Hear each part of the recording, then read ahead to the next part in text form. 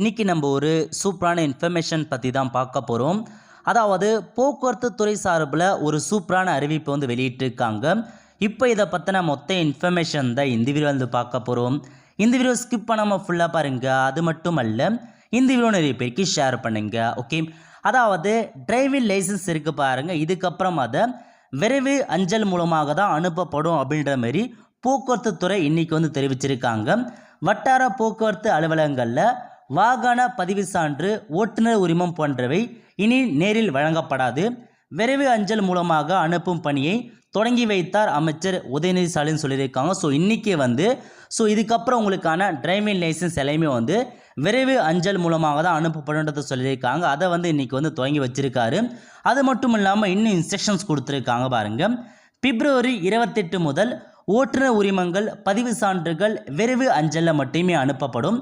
எக்காரணம் கொண்டும் ஓட்டுநர் உரிமம் விண்ணப்பதாரருக்கு நேரடியாக வழங்கப்பட மாட்டாதுன்னு சொல்லியிருக்காங்க. இதுக்கப்புறம் நீங்கள் புதுசாக டிரைவிங் லைசன்ஸ் அப்ளை பண்ணுறீங்கன்னா டைரெக்டாக நீங்கள் போயிட்டு சம்மந்தப்பட்ட ஆர்டிஓ ஆஃபீஸில் உங்களுக்கான லைசன்ஸை நீங்கள் வாங்குற மாதிரி இருக்கும். பட் இதுக்கப்புறம் எக்காரணம் கொண்டும் சம்மந்தப்பட்ட ஆஃபீஸில் கையில் உங்களுக்கான டிரைவிங் லைசன்ஸ் கொடுக்க மாட்டோன்றதை தெளிவாக ப்ரொவைட் பண்ணியிருக்காங்க. இதுக்கப்புறம் விரைவு அஞ்சல் மூலமாக மட்டும்தான் உங்கள் வீட்டுக்கே உங்களுக்கான டிரைவிங் லைசன்ஸ் ப்ரொவைட் பண்ணுவாங்க. அதுக்கப்புறம் வாகன் சாரதி மென்பொருளில் அலைபேசி எண், முகவரி தவறாக தெரிவித்திருந்தாலும் விரைவு அஞ்சலில் அனுப்பப்பட மாட்டாதுன்றதை சொல்லியிருக்காங்க. நீங்கள் ஆன்லைன் மூலமாக டிரைவிங் லைசன்ஸுக்கு அப்ளை பண்ண சொல்ல அல்லது டிரைவிங் லைசன்ஸ் ரீப்ரிண்ட்டுக்கு அப்ளை பண்ண சொல்ல உங்களுடைய மொபைல் நம்பரோ அல்லது அட்ரஸ் நீங்கள் தப்பாக கொடுத்துருந்தா உங்களுக்கு அனுப்பப்பட மாட்டாதுன்றதை சொல்லியிருக்காங்க. நெக்ஸ்ட்டு, ஓட்டுநர் உரிமம் தபாலில் டெலிவரி செய்யப்படாமல் திரும்ப பெறப்பட்டாலும் நேரில் ஒப்படைக்கப்பட மாட்டாதுன்னு சொல்லியிருக்காங்க.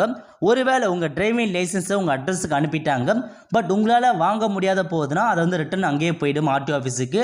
அப்படி இருக்க சொல்ல நீங்கள் டைரெக்டாக வந்தாலும் நாங்கள் கொடுக்க மாட்டோம் அப்படின்றதையும் சொல்லியிருக்காங்க.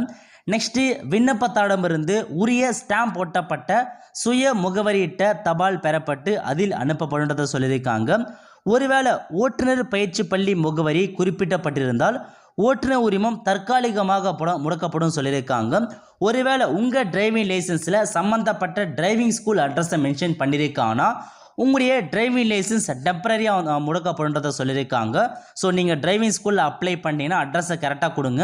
அட்ரஸ் கொடுக்காத பட்சத்தில் கண்டிப்பாக டிரைவிங் ஸ்கூல் அட்ரஸ் கொடுத்துருவாங்க. அப்படி கொடுத்தாங்கன்னா உங்களுடைய டிரைவிங் லைசன்ஸ் முடக்கப்படுறதை சொல்லியிருக்காங்க. இதுதான் உங்களுக்கான ஒரு இன்ஸ்ட்ரக்ஷனாக வெளியிட்டிருக்காங்க.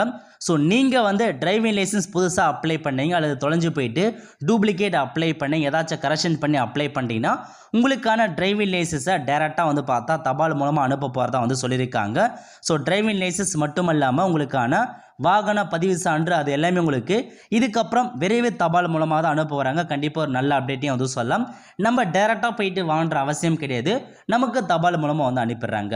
ஆல் த ஃப்ரெண்ட்ஸ், கண்டிப்பாக இந்த வீடியோ பிடிச்ச லைக் பண்ணுங்கள். அது மட்டும் அல்ல, இந்த வீடியோ நிறைய பேருக்கு ஷேர் பண்ணுங்கள். அடுத்த ஒரு நல்ல சந்திப்போம். நன்றி, வணக்கம்.